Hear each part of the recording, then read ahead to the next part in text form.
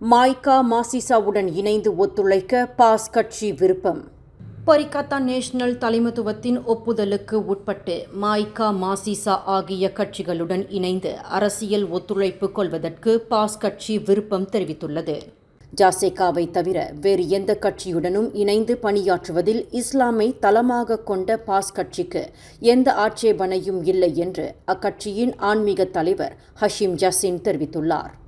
அரசியல் ஒத்துழைப்பு கொள்வதற்கு எந்த ஒரு கட்சியுடனும் பேச்சுவார்த்தை நடத்துவதற்கு மாய்கா தயார் என்று அதன் தேசிய தலைவர் தான்ஸ்ரீ SA விக்னேஸ்வரன் கடந்த சனிக்கிழமை சுங்கைசிப்பூட்டில் அறிவித்திருந்த நிலையில் பாஸ் கட்சியின் முக்கிய தலைவரான ஹஷீம் ஜசின் பாஸ் கட்சியின் நிலைப்பாட்டை அறிவித்துள்ளார். மாய்கா மாசிசா ஆகிய கட்சிகளுடன் அரசியல் ஒத்துழைப்பு கொள்வதற்கு பாஸ் கட்சி கொள்கை அளவில் தயார் என்று அந்த ஆன்மீக தலைவர் குறிப்பிட்டுள்ளார்.